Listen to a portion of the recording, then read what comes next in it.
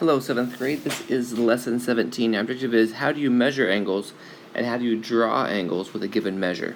Well, first of all, you may have heard this before, but angles are commonly measured with units called degrees.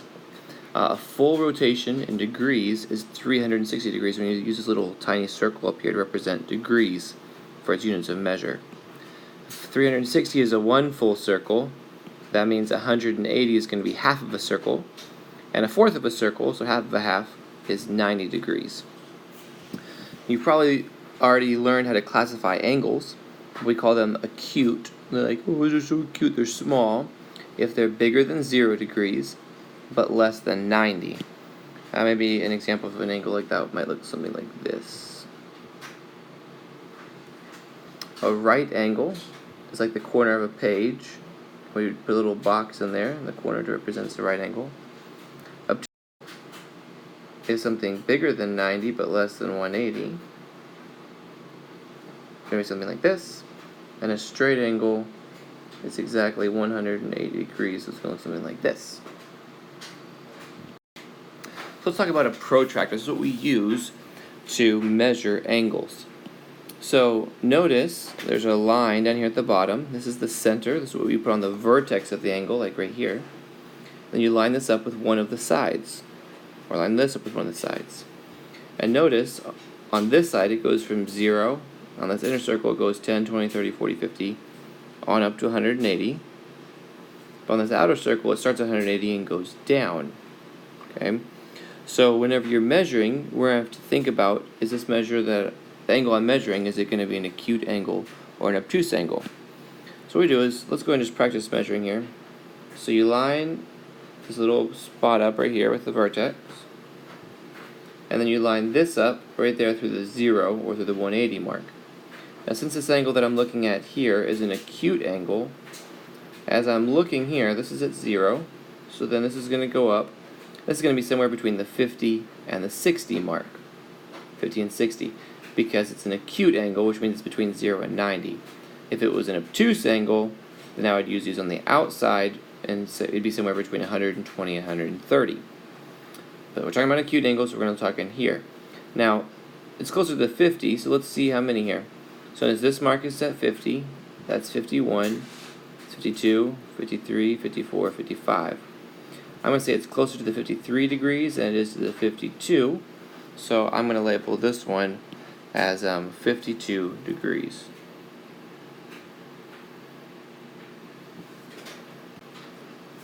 Alright, so here's some angles already drawn on a protractor for us. So we just have to find the measure of them. So the first one says angle, that's what that little symbol, that's how you say it, angle AOB. So here's the point A, here's and D, sorry, AOD. So we're talking about this angle here. Notice that's right there exactly through the 90 mark. So this is going to be 90 degrees.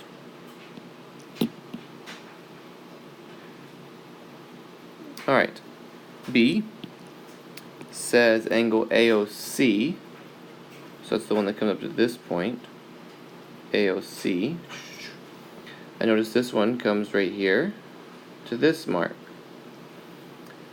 Now, AOC looks like an acute angle, so then I'm going to say this one is equal to 50 degrees. Now AOE, that's this one, is now an obtuse angle. So I'm going to pick this one that's between 110 and 120. It looks actually exactly halfway in between. So right here it'd be 110, 111, 12, 13, 14, 15. So this one is going to be 115 degrees. FOE, just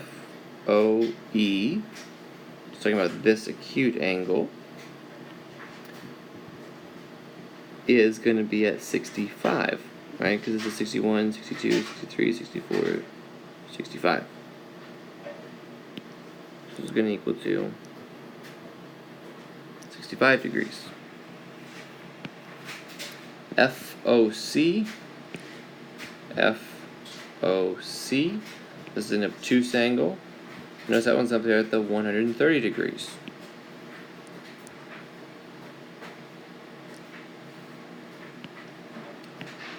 And then AOB, AOB, that's this acute angle right here. It's coming right here. So notice this is going to be 20, 21, 22, so it's going to be at 23 degrees. And the last thing we have to do is to use a protractor to then draw an angle. So what we're going to do is I've already drawn the first half of the angle, which is just drawing a line. And so we're going to go through and try to draw each of these angles with the given measure. So to do that, you're going to line up your protractor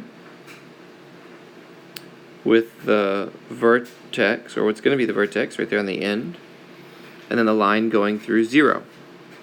I'm looking for 45 degrees, so then I'm going to put a mark at 45 degrees. It's kind of doubling up here with everything, but here's 40, here's 50, so 45 is going to be halfway in between, which is going to be this mark right here. So I'm going to put a mark right there at 45 degrees.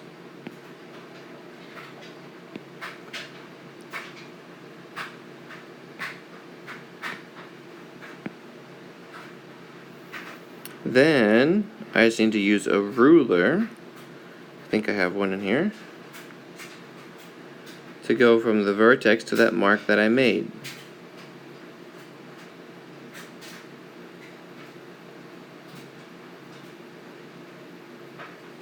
Yes, you need to be exact. And then you just need to draw it, connecting those two. And then that gives us our 45 degree angle. Let's try another one here. 120, very similar. Line that up right there, was on the vertex.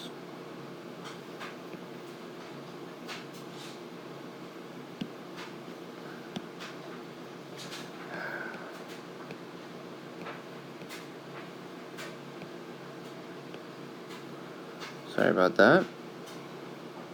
Joys of technology. I'm going to put a mark up here. We're looking for 120, which is a little bit hard to see, but it's actually right here. I know that because right here is 110, 120, 100, 110, 120, 130, 40. So that's right there. Now let's see if I can move this out. Here we go. Again, grab my ruler, connect the vertex to that dot, the line that I drew. Draw that. You don't have to go all the way to it if you don't want to. You get the basic idea here. This is 120 degrees. Coming to 100 degrees, same idea here. Putting a mark right here. Just past the 90 because it's 100 degrees here. Go ahead and move it over there where I'll need it.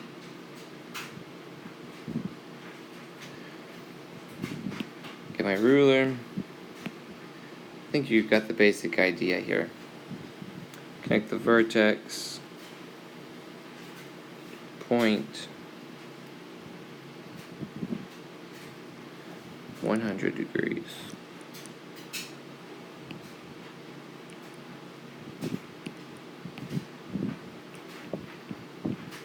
Alright, I'm going to go ahead and skip that 80 degree one. Still pretty much the same basic idea. Your homework starts on page 118. You can do all of them from lesson 17, 16, and 15, and then 8 more of your choice.